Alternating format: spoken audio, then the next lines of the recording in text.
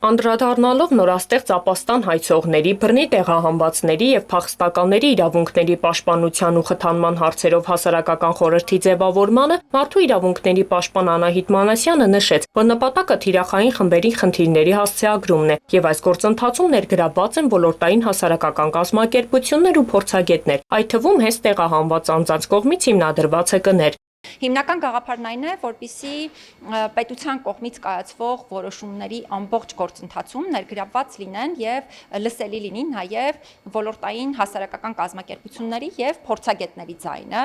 ու ինչպես նաեւ շահագրգիռ սուբյեկտների, որովհետեւ գաղափար կա առաջիկայում նաեւ որպես խորհրդի անդամներ ունենալու ոչ միայն քաղաքացիական հասարակության ներկայացուցիչների, ովքեր զբաղվում են նշված խումբ անձանց իրավունքների հետ կապված հարցերով, այլ նաև հենց փախստականների բռնի տեղահանված անձանց։ Նախաձեռնության կարևորությանն անդրադարձավ նաև Միավորված ազգերի կազմակերպության փախստականների հարցերով գերագույն հանձնակատարի հայաստանյան գրասենյակի ղեկավար Մոնիկա Սանդրին, նշելով, որ այս հարթակը ևս մեկ ճանապարհ է կարիքների գնահատման և արդյունավետ լուծումներ առաջարկելու համար։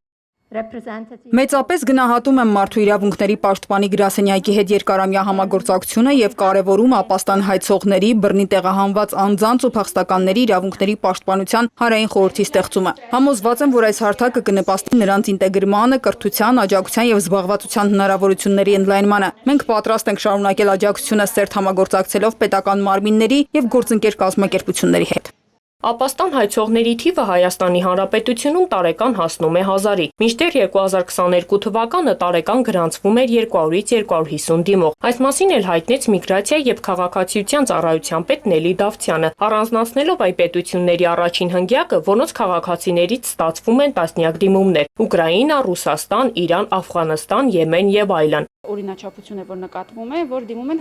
հարևանությամբ գտնվող երկրներից,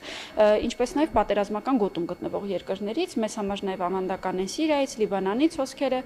շատ հաճախ չէ, բայց երբեմն ազգությամբ հայեր են դիմողները, բայց բնականաբար այլ պետության քաղաքացի, որովհետև իհարկե Հայաստանի Հանրապետության քաղաքացին չի կարող փախստական լինել Հայաստանում։ Ներքին գործերի նախարարի տեղակալ Արմեն Ղազարյանի խոսքով այս խմբերի վերաբերյալ մշակվող ցանկացած քաղաքականություն հիմնված է իրավունքի գերակայունության գաղափարի վրա, եւ այս գործընթացում կարևոր են երկու հիմնասյուները։ Առաջին հենասյունը դա մեր պետության սուվերենությունն է եւ սուվերեն որոշումների կայացման կարևորությունը, որը մեր սահմանադրական կարգավորումների, մեր օրենսդրական կարգավորումների բովանդակությունից եւ ընդհանրապես պետություն լինելու հանգամանքի տրամաբանությունից է բխում։ Երկրորդ կարևոր հանգամանքը, որը մեր միգրացիոն քաղաքականության հիմքում է ընկած, դա քաղաքացիակենտրոն ծառայությունների մատուցումն է, անկախ անձի իրավական կարգավիճակից փորձում ենք մատուցել հնարավորինս մարդուն մոտիկ ծառայություններ։ Առաջին նիստի շրջանակներում նախանշվեցին խորհրդի առաջնահերթություններն ու հետագա քայլերը։ Մասնակիցները պայմանավորվածություն ձեռք բերեցին հաջորդիվ անդրադառնալ թիրախային խմբերի կարիքների գնահատմանն ու միջազգային գործընկերների հետ համատեղ ծրագրերի մշակմանը։ Լույսա Սարգսյան, Հորիզոն։